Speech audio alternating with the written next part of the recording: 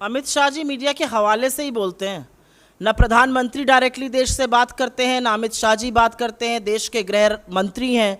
इस देश में दंगे भड़के हुए हैं, 10 राज्यों में दंगे हो रहे हैं, लेकिन मैंने प्रधानमंत्री और गृह मंत्री को नहीं सुना।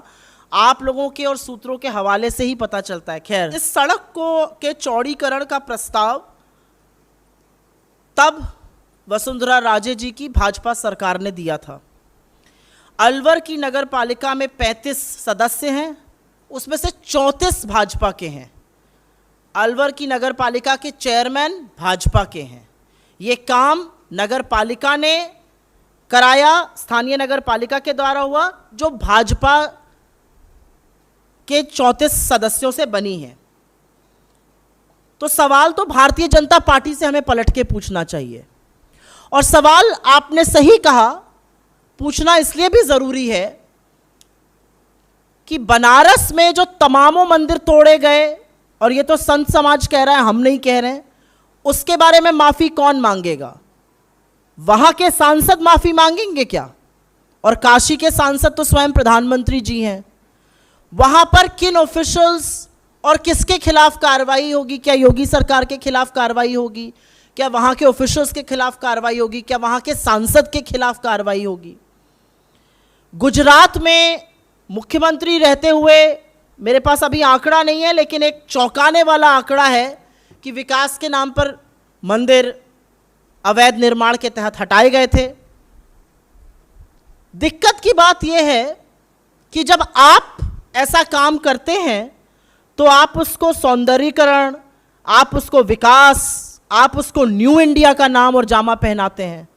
और जब कोई दूसरा करता है, और आप ही की नगर पालिका, भाजपा की ही नगर पालिका ने यह काम किया है, तो उसमें आप हिंदू मुसलमान खोजने लगते हैं। यह सच है कि कांग्रेस शासित राजस्थान में लगातार भारतीय जनता पार्टी हिंदू मुसलमान कराकर वहां पर वैमनस्य, नफरत की राजनीति कराने के चक्कर में है। लेकिन वो अशोक गहलोत जी का राजस्थान है, वहां पर कानून व्यवस्था बनी हुई है। आपकी लाख कोशिशों के बाद भी वहां पर रामनवमी धूमधाम से मनाई गई, हिंदू और मुसलमानों ने एक साथ मिलकर बनाई। आपके राज्यों में रामनवमी पर दंगे हुए, लेकिन राजस्थान में शांतिपूर्ण तरीके से रामनवमी मनी, लोगों ने गले मिलकर रामनवमी मनाई। अब खीसे निपोरने का वक्त हो सकता है आया हो, शायद एम्बैरेस्ड हो, ऐसी काम कर रहे हो, लेकिन सत्ता में रहते हुए इस तरह के काम करना शायद एक सरकार को शोभा नहीं देता है। आप दिल्ली में क्या कर रहे हैं वो पूरा देश देख रहा है, जो जहांगीरपुरी में हुआ। आप राजस्थान में क्या कोशिश कर रहे हैं, आपने खारगोन में क्या किया, सारा देश देख रहा है। आप आंख बंद कर लीजिए तो ये नहीं है कि ये जगत बना नहीं है, ये जगत बना है और ये जगत देख रहा है कि क्या हो रहा है। और समझ में नहीं आता ये सरकार ऐसा क्यों कर रही है। अमृतकाल कहा जाता है बार बार, मोदी जी या उनके मंत्रियों से जब बात करिए तो वो कहते हैं अमृतकाल है। ऐसा गजब अमृतकाल आया है, और आंकड़े आपको बताते हैं कि 2014 से लेकर 2022 आज जब हम बात कर रहे हैं, तो पेट्रोल, डीजल, रसोई गैस के दाम तो बढ़े ही हैं, और प्रायः इसी पर ही वाद विवाद शुरू हो जाता है। दाम सबसे ज्यादा बढ़े हैं आटे के, चाय पत्ती के, सब्जियों के, खाने के तेल के, दूध के।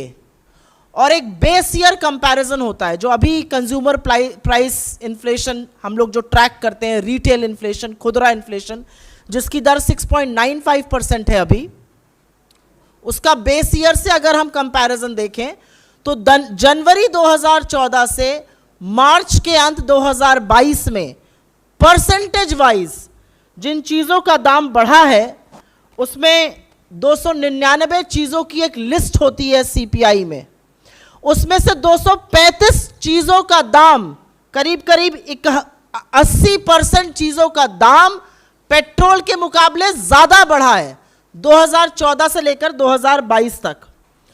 और एक विडंबना यह है कि हम आशा करते हैं कि कभी क्रूड गिरेगा, जब गिरता भी है, चुनाव आएंगे तो पेट्रोल का दाम बढ़ना बंद हो जाता है। पेट्रोल का दाम सरकार के हाथों में लगातार रहता है, जब चाहते हैं बढ़ाते हैं, जब चाहते हैं घटाते हैं। तो एक ये आशा कहीं ना कहीं रहती है कि चलो चुनाव आएगा, पेट्रोल का दाम नहीं बढ़ेगा। लेकिन जिन चीज़ों के बारे में हम आज बात करने जा रहे हैं, उसके दाम लगातार बढ़ रहे हैं और वो इस तरह से बढ़ रहे हैं कि वो घटेंगे नहीं।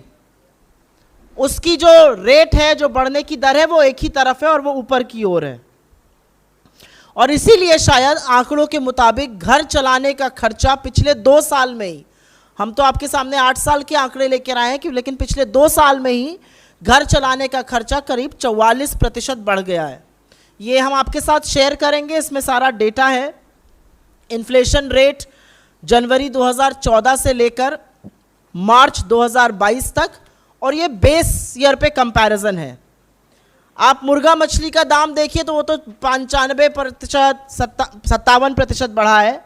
पेट्रोल उसके मुकाबले 31.3% बढ़ा है। दूध लगभग 40% बढ़ा है, पेट्रोल से ज़्यादा। घी करीब 38% बढ़ा है, पेट्रोल से ज़्यादा। गेहूं और आटा 27% बढ़ा है, जो हर घर में खाया जाता है। सरसों के तेल में करीब 96% की बढ़त आई है। रिफाइंड ऑयल में लगभग 90% बढ़त हुई है।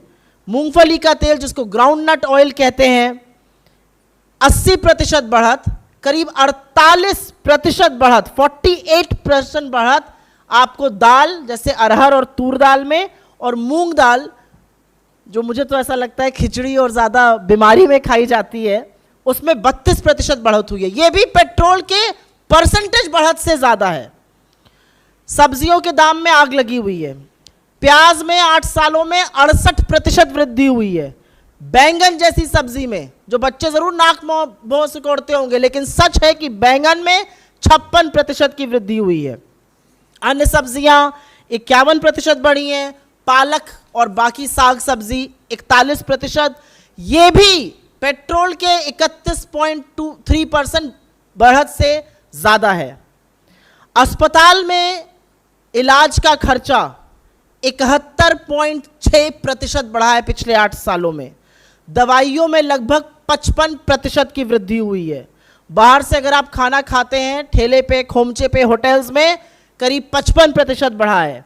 बस का किराया करीब 54% बढ़ा है। ट्यूशन फीस, सबको पता है कि महामारी के दौरान और आर्थिक मंदी के चलते सबसे ज़्यादा मुश्किल मध्यम वर्ग परिवारों को बच्चों का ट्यूशन फीस देने में हुई, वो 51% बढ़ी है। घर का किराया 46% बढ़ा है। और ये सारी चीज़ें मैं फिर से दोबारा से कहूँगी, पेट्रोल 31.3% और ये सारी चीज़ें उससे ज़्यादा पिछले 8 सालों में। तो सिर्फ महंगाई से ही लोगों को त्रस्त नहीं किया जा रहा है। जो थोड़ी बहुत जमा पूंजी आपकी बैंक में है, एफडी में, उसमें भी डाका डाला जा रहा है और आपके सर के ऊपर कर्जा भी का बोझ बढ़ रहा है। ये सच है कि भारत की जो वित्त मंत्री ने थोड़े दिनों पहले आंकड़े रिलीज किए थे, दिसंबर 2021 की तिमाही में हमारा जो एक्सटर्नल डेट है वो 46 लाख करोड़ के पार है। तो मोटे तौर पर, बुजुर्ग तो छोड़ दीजिए, आज इस देश का नवजात शिशु भी अपने सिर पर 46,000 रुपए का कर्जा लेकर पैदा होता है।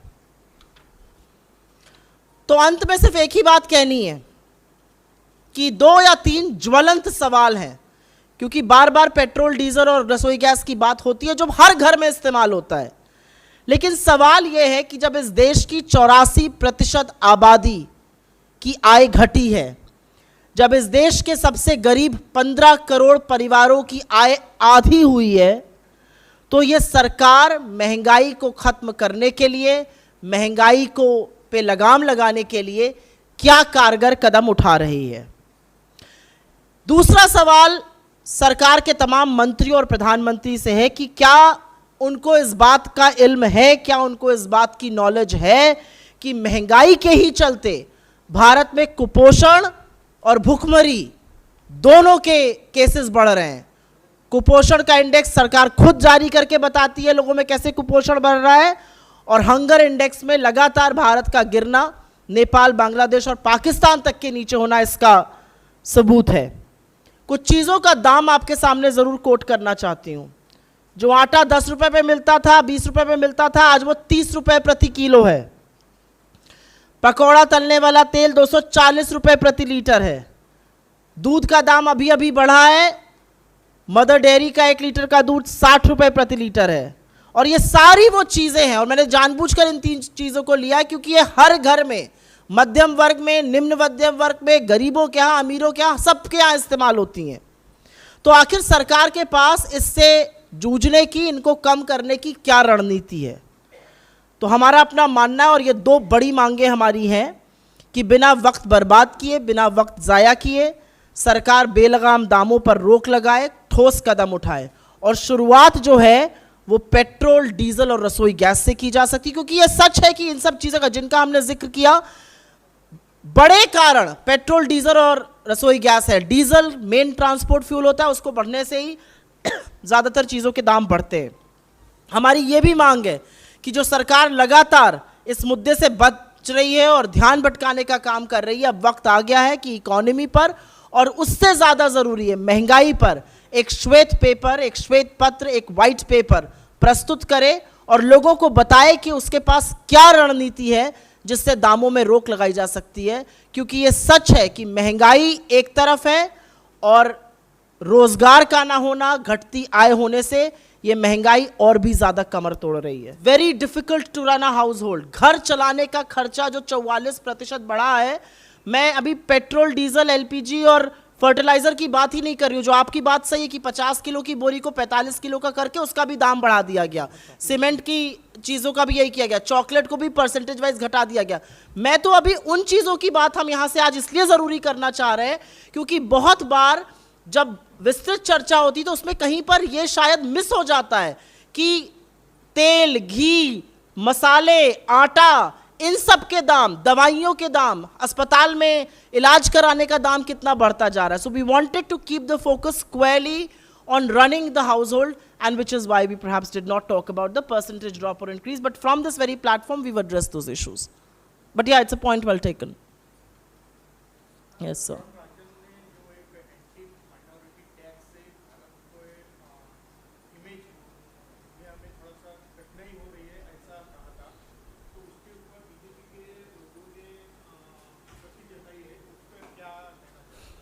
द प्रॉब्लम बीजेपी के साथ ये है, सबसे बड़ी समस्या, कि कोई भी व्यक्ति जो उनको सही सलाह दे सकता है या जो उनको आईना दिखा सकता है, उनके पीछे या तो मंत्री पड़ जाते हैं या बेलगाम प्रवक्ता पड़ जाते हैं या उनकी ट्रोल आर्मी पड़ जाती है।